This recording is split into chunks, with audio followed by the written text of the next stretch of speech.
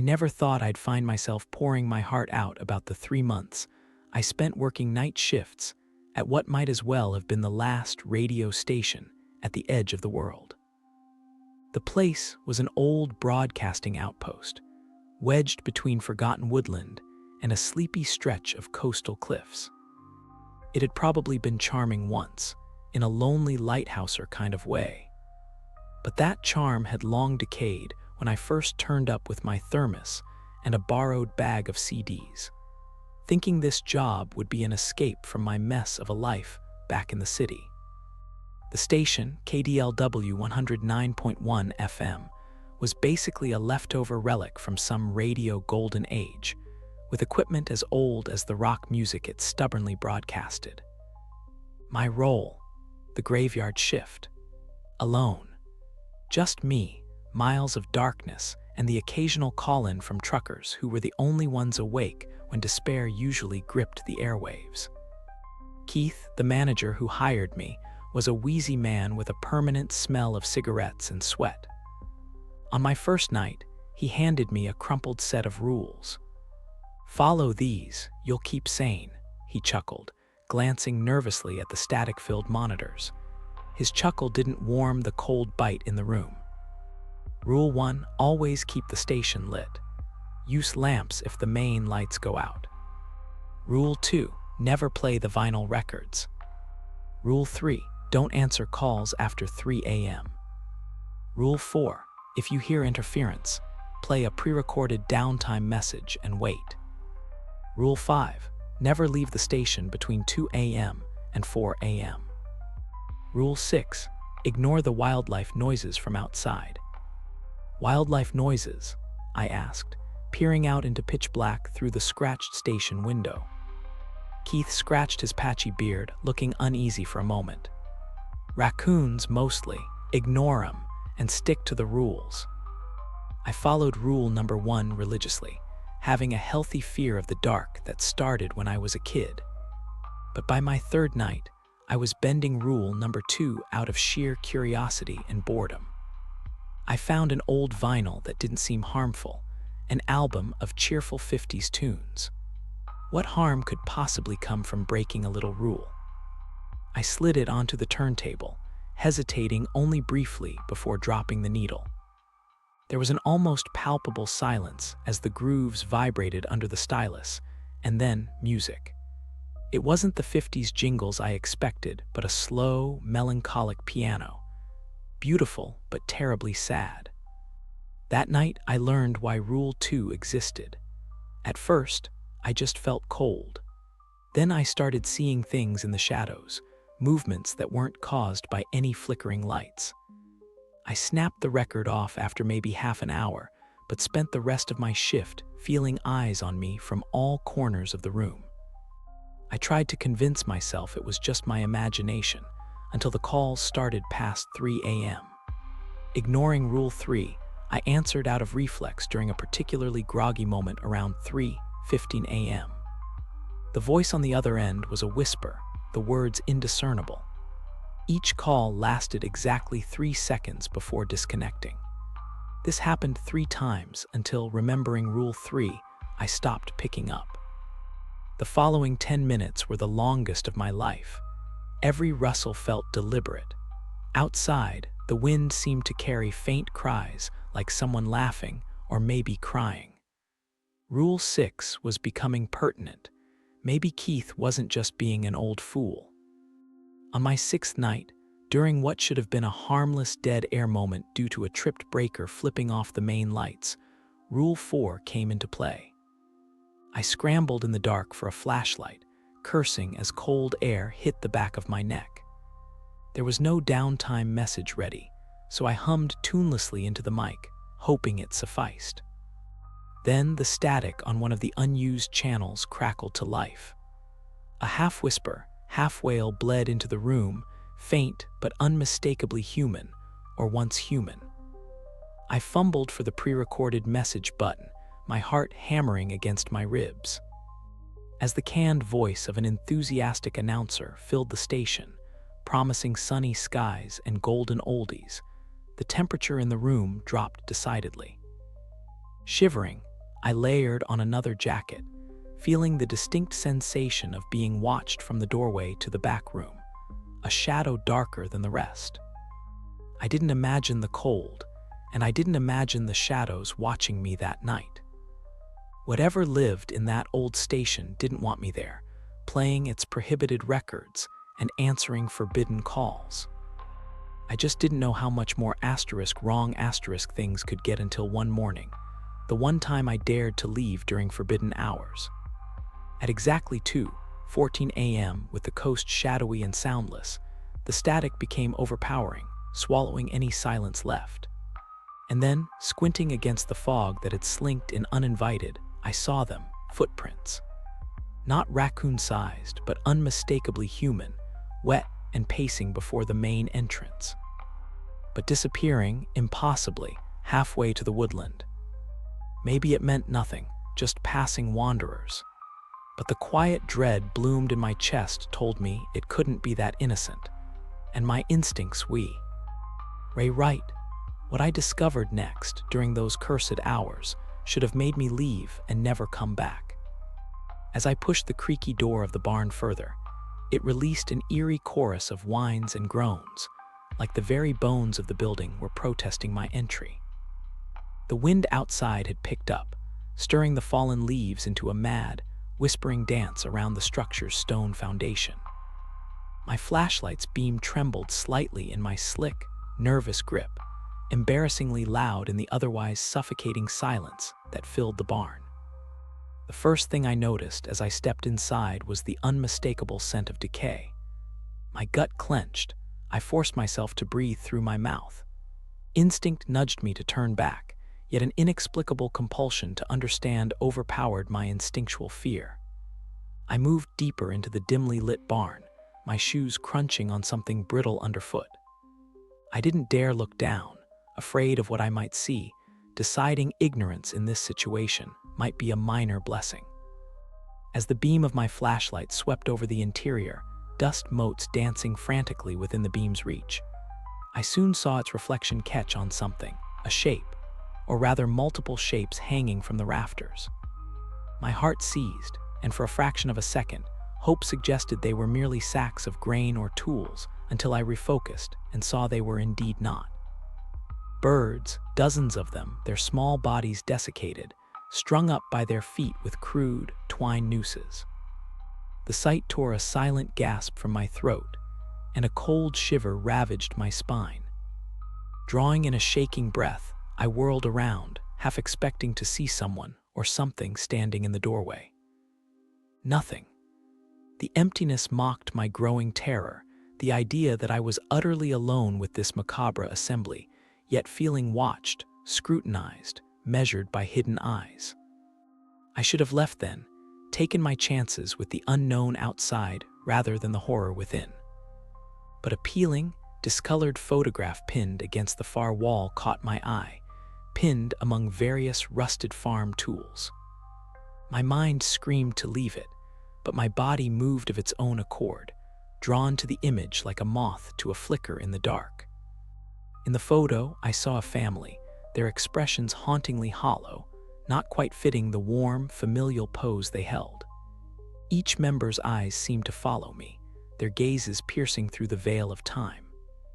As my eyes traced back to the surrounding barn, confusion sunk its jaws deeper into my thoughts.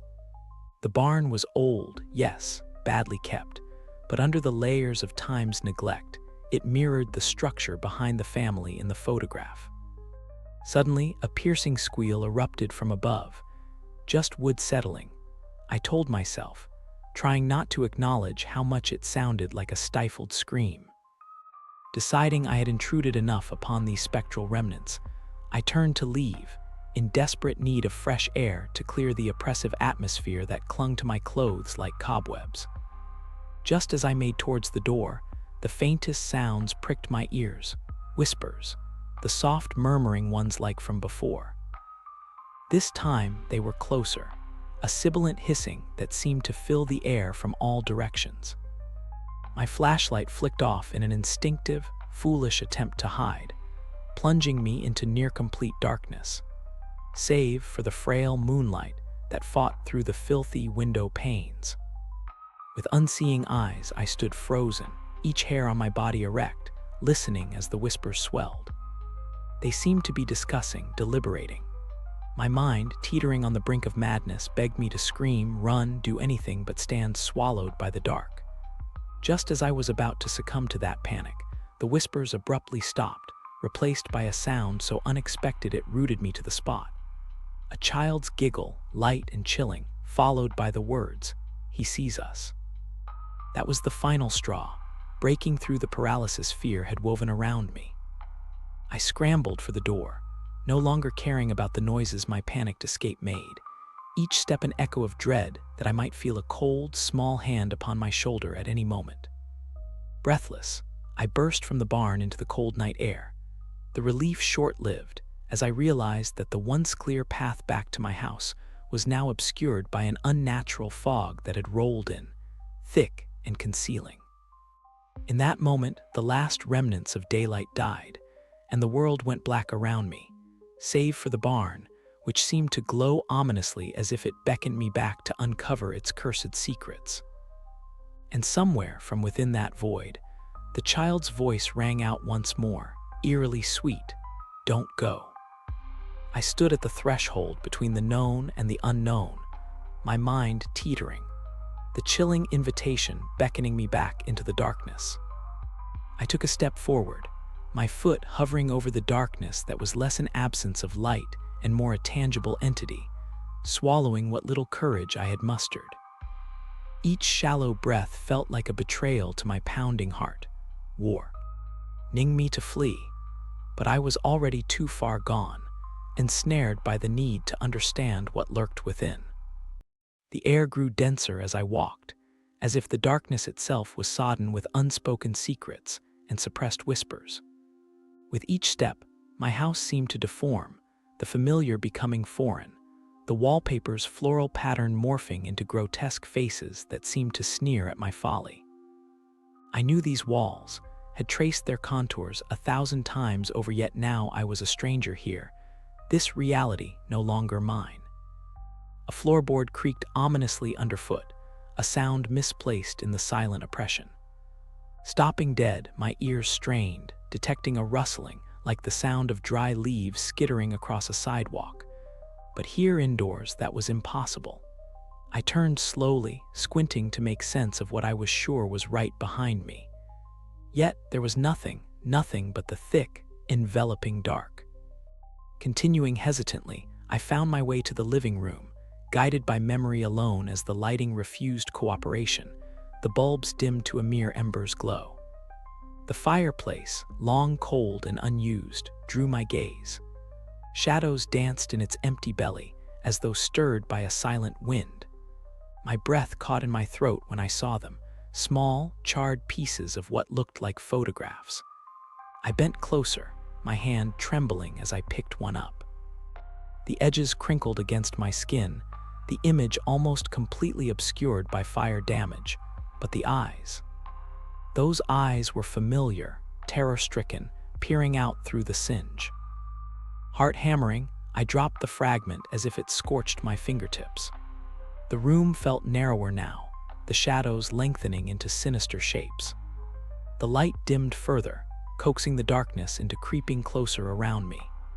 Every instinct screamed at me to run, to escape this madness that had taken over my home, but my legs felt as if they were encased in concrete. I had to understand.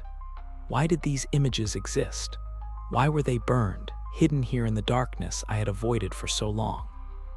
The rustling returned, louder now, accompanied by a faint, dragging sound. My head snapped toward the direction of the noise, my eyes straining in the gloom. There, by the far corner of the room, something moved, a form low and erratic in motion. I could not outline its shape clearly, but it moved with deliberate, painful slowness, like a wounded animal. Yet, no animal I knew moved with such jerking, unnatural motions. Stepping backward instinctively, my back hit the cold wall. The thing stopped moving, as if aware of my gaze. Then, in a guttural whisper that seemed both far away and uncomfortably close, it spoke a single word, dripping with malice and decay. Guilt. My mind spun. Guilt for what? My breaths became ragged, my past playing before my eyes, hidden mistakes, buried regrets, but nothing that should summon this horror. The entity moved again, a sickening sound of wet limbs dragging across the floor, advancing without urgency, assured, perhaps, that I was too frozen in fear to flee. Suddenly, the room temperature dropped, a cold so fierce it felt like claws dragging across my skin. My teeth chattered uncontrollably, breaths forming puffs of white in the air. The darkness pressed closer, suffocating, almost solid in its intensity. I had to get out. I had to. But then the light flickered back to life, momentarily blinding. And when my eyes adjusted, there was nothing there. No being, no movement. Only the remnants of charred photographs in the fireplace and the undeniable feeling of something amiss, like a forgotten thought teasing the edges of my consciousness. The spine-chilling certainty of presence was still there, a veneer in the shadows, and as I turned towards the exit, a family portrait on the wall caught my eye. One I hadn't noticed before. In it, my own eyes stared back at me, filled with an inexplicable dread, surrounded by faces I didn't recognize, their expressions twisted in fear. How had I never seen this picture? What was happening? The air hissed around me, and a cold whisper brushed against my ear. Stay. My scream was a silent explosion of terror as the darkness surged forward once more, obliterating everything. The darkness didn't just envelop, it consumed, swallowed sounds, hopes, and the crisp outline of my own shaking hands before my eyes. I was being smothered in a void where the air turned thick, almost gelatinous, making each breath a laborious task. Strangely, with each struggled breath, I found a certain perverse rhythm in the terror, like the slow, deliberate ticking of a clock when one faces their own mortality in the dead of night. My back pressed against the cold, damp wall of the corridor as I tried to discern shapes, any shapes, through the ebony blanket that veiled my vision. With the darkness so dense, so definitive, every small creak of the house's settling bones was amplified. Each sound a potential harbinger of my doom, or so my panicked mind convinced me. The air, with a hint of rotting wood and something foul that I couldn't quite place, brushed against my face. The house, with its centuries-old framework, had always carried the earthy scent of old books and moss. But this was different. It smelled of decay, thick and suffocating. I slid along the wall, my fingers blindly mapping the contours of splintered wood and peeling wallpaper, hunting for a light switch I knew was roughly 10 paces down the hallway. I counted under my breath, each step a silent prayer. 1, 2, 3. Just as I thought I should be upon it, my hand lurched through empty space. The switch was gone, as though the wall had swallowed it whole. Panic clawed its way up my spine, icy fingers sending shivers across my skin. My heart thudded heavily, wildly against my ribcage as if trying to escape the dread enveloping it. I forced myself to halt, to listen. Was that my own breathing I heard, or something darker, a whisper of movement coming from behind? I swayed, slightly dizzy, the nausea of fear mingling with the effort to remain silent and motionless. A part of me, a reckless part, wanted to shout, to challenge the opaque silence with noise. I stifled the urge, fearing what might answer back. It was then a sound. Not just the house this time, but a distinctly soft, deliberate scraping. Like cloth over wood, or perhaps soft-soled shoes tiptoeing across the worn floorboards. Coming closer. With escalating dread, I realized that I wasn't alone. As the sound drew nearer, the air grew perceptibly colder. My breath fogged in the air, a visible testament to the drop in temperature. My surroundings felt increasingly detached from reality, as if the hallway had stretched into infinity under the cover of darkness. I needed to move, to flee, but where? Where does one go when you can't see, when every direction holds unknown threats? But to stay was to submit. So with a burst of adrenaline that tinged my limbs with pins and needles, I pushed off from the wall and half stumbled, half ran towards where I prayed the stairs began. Instead of wood underfoot, my outstretched hands hit a door previously unnoticed, always kept locked, its paint chipped and surface cold. It swung open noiselessly at my touch, as though welcoming me into its forgotten depths. I couldn't remember ever opening this door before, didn't even remember locking it. Yet here it was now, ajar and inviting. A pulse of fear went through me at the strangeness of it all, but the approaching whispers of movement urged me forward, into the arms of the unknown. Inside, the air shifted, heavy with the scent of mildew and metal. My eyes, adjusting minutely to the marginal increase in light, discerned shapes, furniture, long covered in sheets, looming like ghosts in the dimness. And there, in the furthest corner, something glinted, an anomaly in the gloom. As I moved towards it, a silhouette of something or someone flashed at the edge of my vision. I halted, breath hitching. The shadow did not move again, as if it had never been there. Yet the feeling of being watched, of eyes burrowing into my back, prickled my skin. The glint resolved itself into a mirror, old and speckled with tarnish, faced against the wall. Heart pounding a cacophony against my ears, I reached out, my fingers trembling as they met the cold, smooth surface of the frame. I turned the mirror slowly toward me and screamed. The reflection it cast back wasn't my own,